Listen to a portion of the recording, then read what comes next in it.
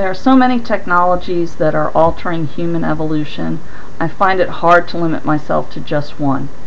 As noted by Dr. Feinberg in the TED video, we're already able to select for sex using technology.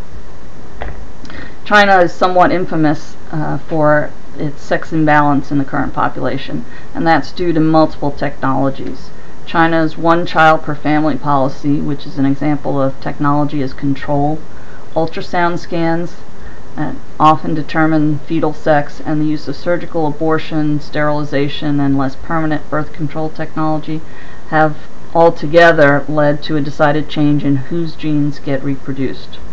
Chinese attitudes regarding offspring costs and parental support have long favored boys over girls, and current technology has been influenced by societal practices and in turn has reinforced those practices. All these changes will have an effect on human evolution because China's population is such a large percentage of the human race that it's impossible to predict how much effect it will actually be. I think we in class, or at least I, tend to think about current and future biotechnology on a much smaller scale, an individual rather than an evolutionary scale. The Icarus 2.0 essay from our textbook talks about healing technology being inseparable from enhancing technology, and I think about that in connection with my husband, who has a congenital problem. He has club feet which were only partially correctable when he was a child. He also has had accidents which further impinge on his congenital issues. There have been many times in his life when he considered that he might be better off amputating both his feet, and he always maintained he did not want to pass down this problem to any child.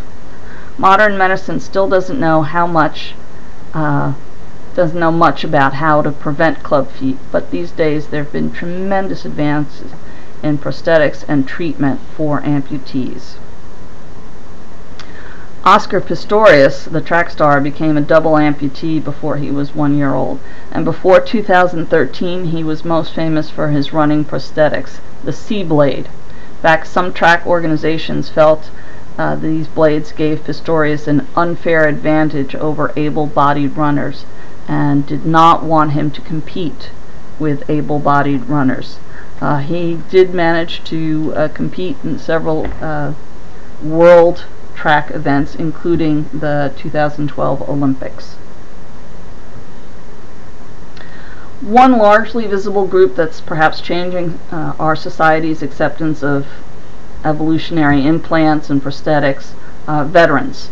Veterans are, as a group, less hesitant to use technology, and the relative youth of many soldiers means their attitudes and actions will carry weight for decades to come.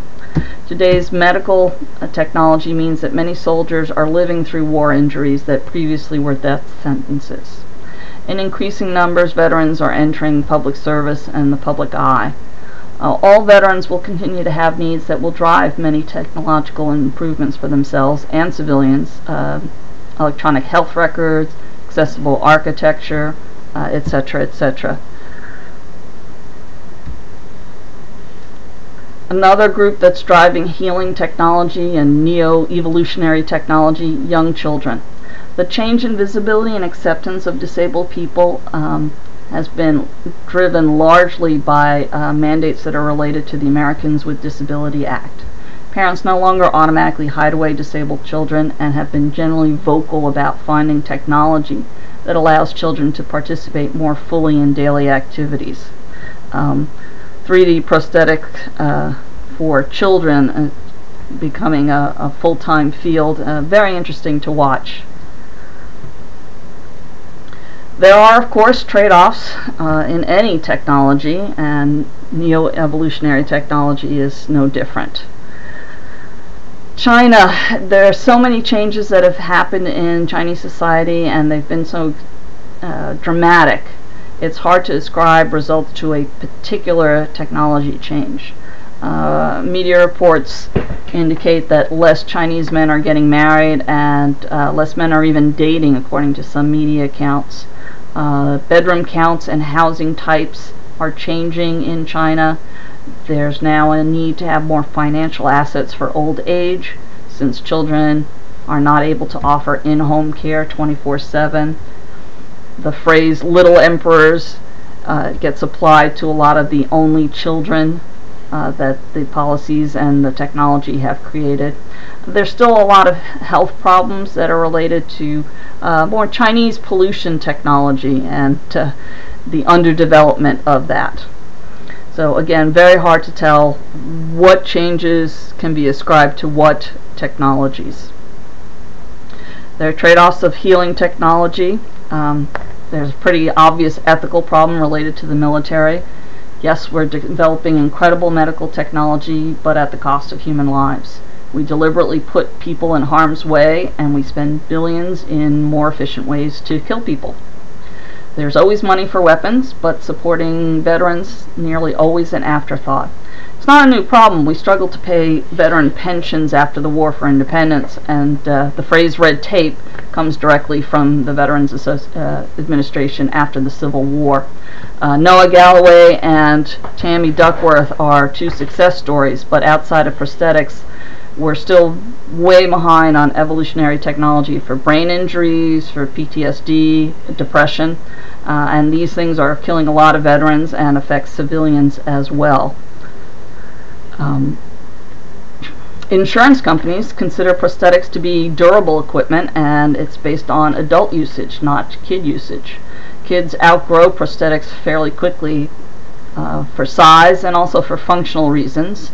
Kids may need multiple prosthetics for sports and school. It's possible that 3D printing may be able to adjust costs. The material cost for the hand that's shown here is estimated to be $20, but of course that does not include the initial cost of the printer or labor for design or development of blueprints. 3D printing is barely available in the US, and many amputees worldwide will never be able to afford the materials cost even of a simple hand like this of $20. So these technologies, they're constantly evolving, but the challenges involved in the technology is evolving, and it's a never-ending cycle, an evolutionary race.